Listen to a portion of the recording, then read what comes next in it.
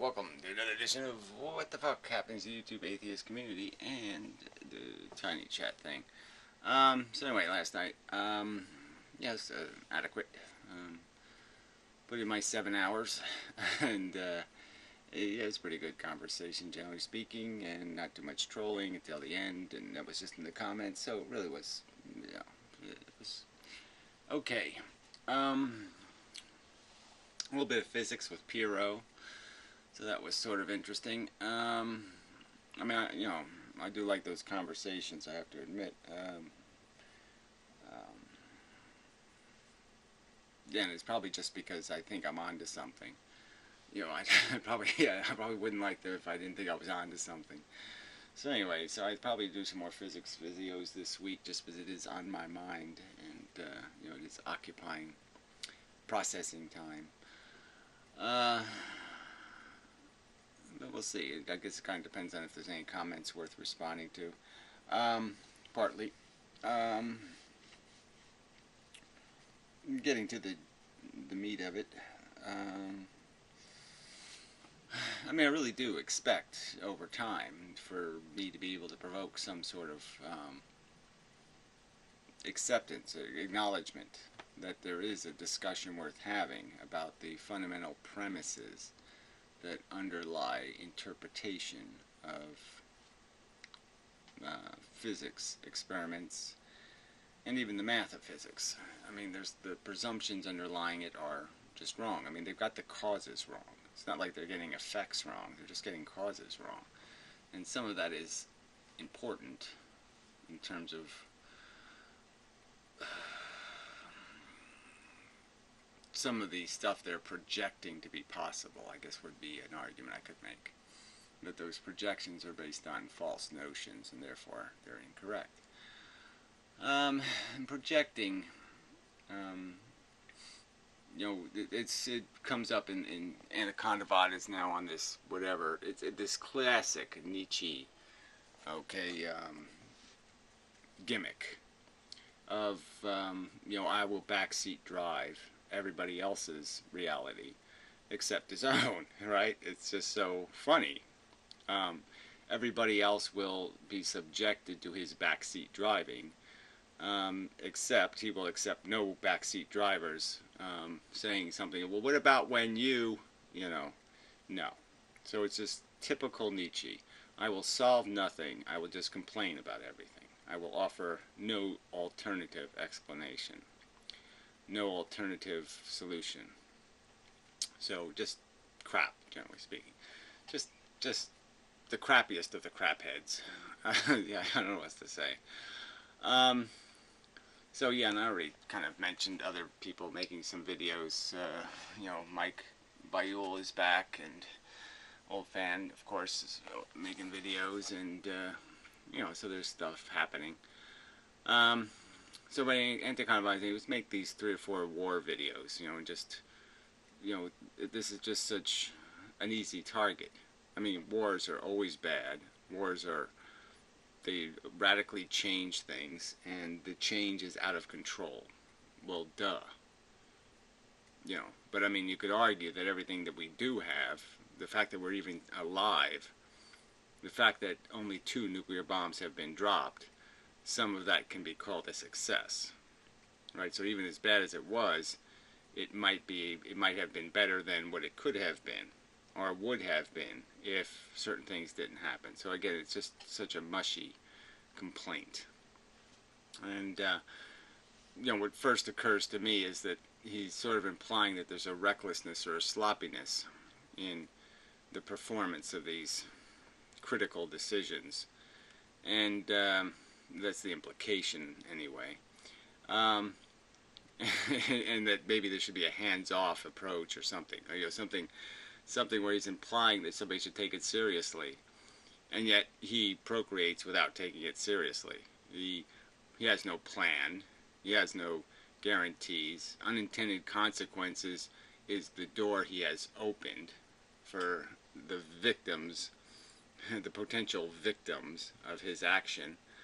The world certainly doesn't need another mouth to feed. There's no real prospects that this can be, you've got too much water and you're going to throw another bucket of water into the pool because it's good water. My water's super cool water, so yeah, my super cool water is somehow better than the other water. Yeah, right.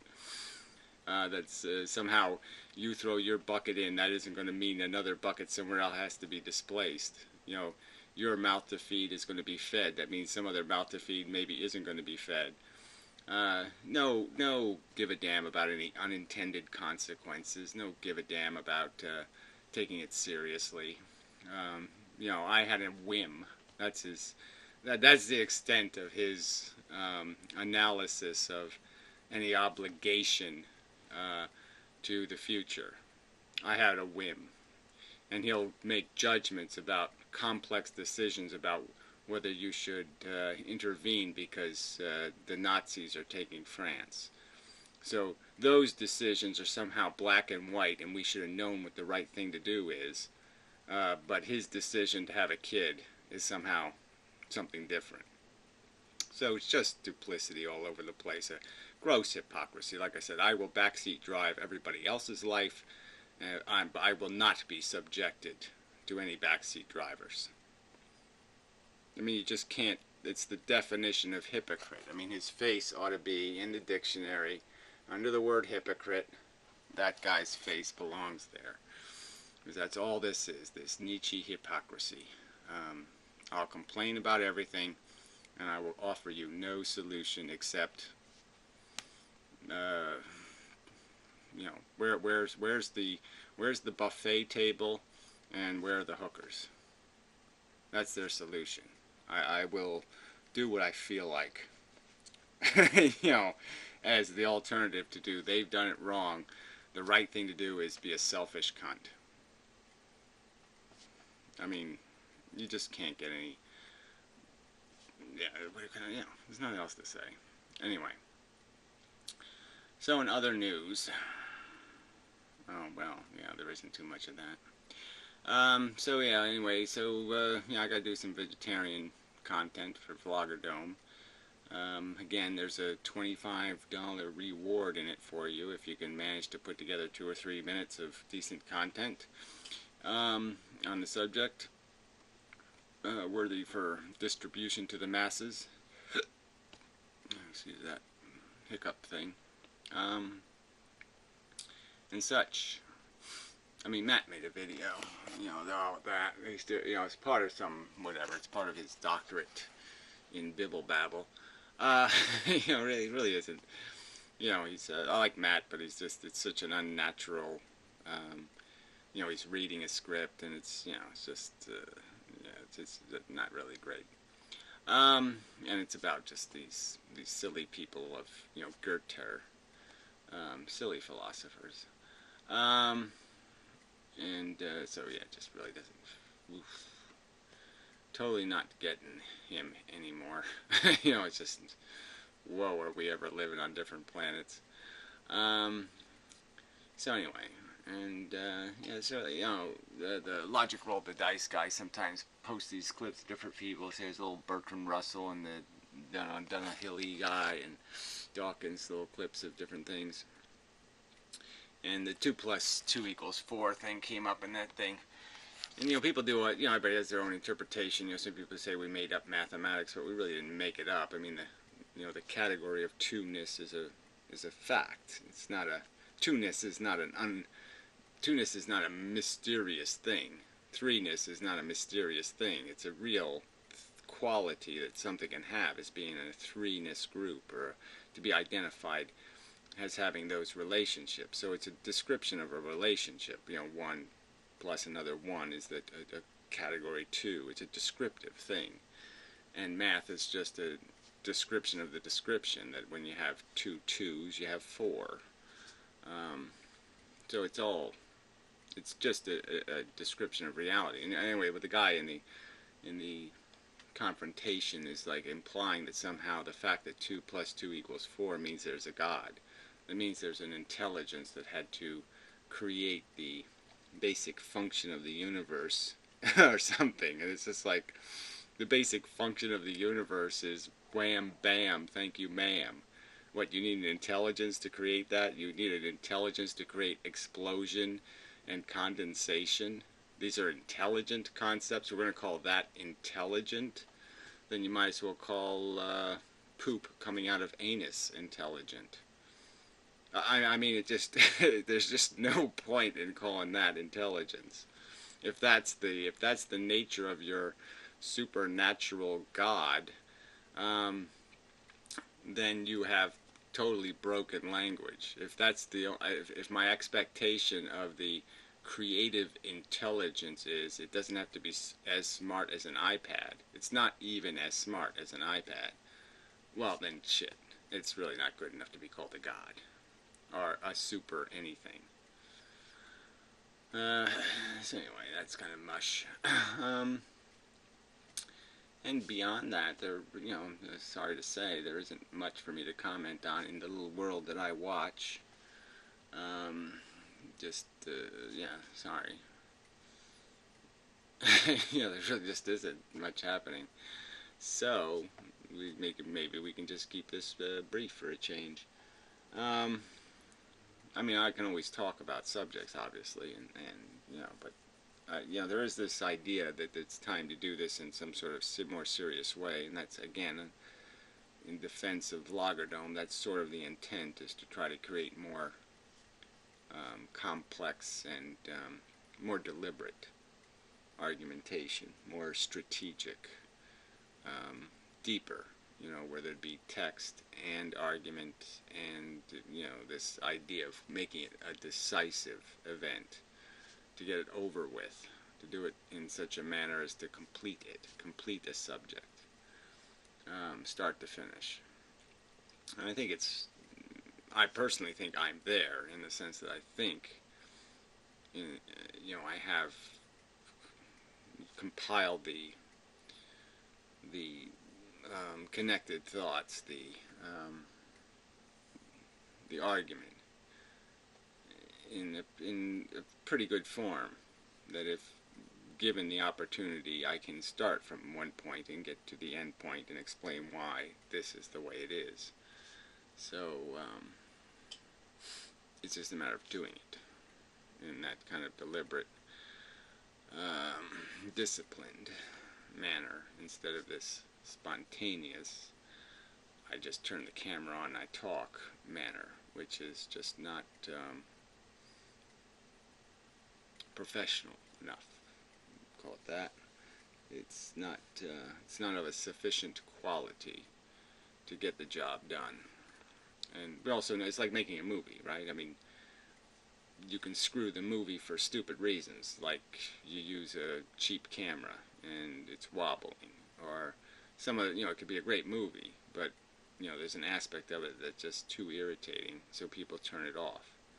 You can ruin a good movie by just having bad actors in it. You can, a lot of things like that. So it is something that needs to be done with some care, and it's on me to find the discipline to do that in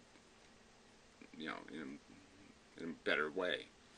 And people try. It's like Matt doing his his little presentation of his philosophy. I mean, he set it up pretty good with the books behind him, make it look kind of a professional, kind of good quality.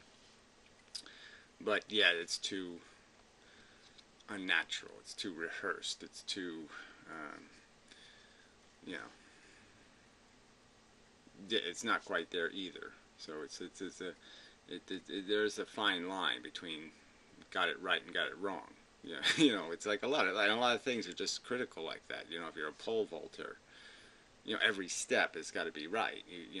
The run up to the pole is just as important as all the rest of it, and the position and all this.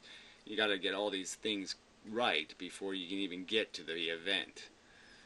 And so I guess I'm just sort of describing that, yes, I'm still pretty damn sloppy in my form, and I have to clean some of that up to finish this performance, to get over the bar, to do all that needs to be done to complete the process. It's still a work in progress, and I have to make it a work finished, job done. Um, say it well and say it completely.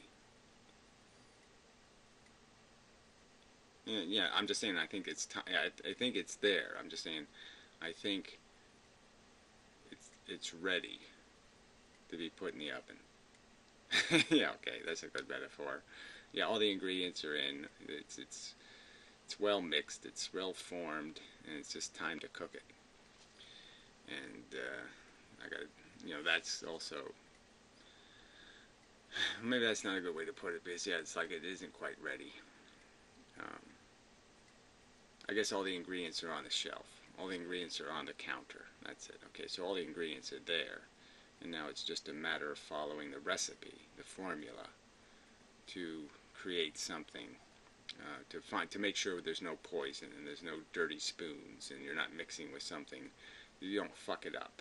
Um, you don't put the wrong thing in. You don't stir it too much or stir it too little. You do all of that stuff correct. There, that's a better metaphor. So anyway, this is probably of insufficient interest to you because you're just a consumer. You're just saying, feed me. And I'm talking about making food, and that's just probably irritating. Um, but I guess part of this whole thing is me. I mean, I'm stuck with it, so I'm just explaining that why the meal's a little late is it is a lot of work, and sometimes people don't appreciate that. I don't think thinking's hard, and thinking well is difficult, and I'm not asking for a gold medal. I'm just saying, you know, that's why it's taken a while. So this is a lot to ask. Your expectations are high, and I don't have, you know, Jedi powers. I have to do this with mundane human skills, and I have to do it in a circumstance where I'm hanging on the edge of a cliff, or one of my hands is broken. I mean, I have limitations and weaknesses myself as a human being, and so all of this is work. Yeah. So I'm just complaining. Yeah, I'm just complaining. So anyway, it's an explanation, but I guess it's also a complaint. Yeah, but I guess what I'm trying to say is it's obviously I understand. I'm working on it, and I'm just trying to verify the fact that yes, I know I got to do better. I'm working on it. That's all I can say. So I'm working on it. Just not quite there yet. Yeah. New sneakers, maybe. Yeah. Anyway, so yeah, that's enough. We'll leave it at that. And say, God, Anaconda sucks. I almost want to just make a separate channel. Anaconda sucks. Because he really needs a fact checker and just so full of shit, or walking behind him and pointing out how he's just so full of shit. His double standards are insanely silly and so blatant. It's like, I can make judgments, you can't. I mean, it's just nonsense. I'll tell you when judgments are appropriate. Oh, so I guess your judgment of when judgments are appropriate is an appropriate judgment? Oh, is that how it works? Amazing. Anyway. So, till next time. Such. So forth and whatnot. Yeah, that's really enough. I really want to make an economics video too, just because the modern mystic is still doing his peak channel thing, and it just keeps going over and over in a way, but it just doesn't have any, it doesn't have any bite terms of explaining why perpetual debt is a flawed system. That you can't just keep increasing debt and say, hey, we're all rich. That it is exactly like just, being able to keep getting new credit cards. And as long as none of the credit card companies go bankrupt, it'll work, right? Everybody can just get a new credit card, right? And we can all just buy stuff on credit. And as long as the credit card company never has to account for the fact that they're never going to get the money back, it works. It creates new money. But it's not really new money. It's bad paper. It's bad money. It's new money, but it's also bad money because it doesn't represent a collectible thing. So it's just an artificial inflation. And that's sort of the catch here too. I don't think people would recognize the nature of inflation. I mean, that inflation is kind of a thing that it depends on where you're sitting, what's inflation, what you own, what you're sitting on in terms of stuff. And it also depends on how you look at it over time. And that inflation is something you can pay for long after the price went up. So in a way, the inflation is it can vibrate through an economy for 50 years. So even though prices might be at this moment going down, the fact is wages are going down. So real inflation still exists. So even though the price tag says something, the price tag doesn't mean too much if you don't count where the distribution of the wages is going. So if the wages are all going to 1% of the people and the price tags are staying the same, well, that just means that the wages aren't going to that other percent. Their wages are going down. And so if your wages are going down, obviously, even if prices are going down, your wages can be going down faster than prices are going down, that kind of thing. So it's still inflation, even though in absolute terms it's a deflation. That's part of it. But see, that's where it gets more complex, because you say, well, how can there be more money in the world and prices go down? And it's a valid question, but we know that the prices that are going down are prices for selective items, and that items of durable value aren't going down. Houses and fuel, generally speaking, but obviously there's been a little bit of a dip now. But that'll only last as long as a recession happens. I mean, obviously, if there's any rise in consumption, that won't last. So anyway, I mean, it's more evidence of the fact that there's a decline in consumption, not a what's the right word to use? Well, there is a little bit of excess supply, but it's short term. So it's not like it's like everybody who would sit there and say, okay, yeah, prices are going down, they know they're not going to stay there. I think that's probably a given, unless the economy goes down the toilet. The only way they can stay down is if all new construction stops. So anyway, enough of that. Sorry, I mean, I could have just kept this brief, and I didn't. But there's no point in saying sorry. It is what it is. Yeah, bonus. Extra free stuff. Wow. Yeah, I should apologize for producing extra free stuff. Probably not.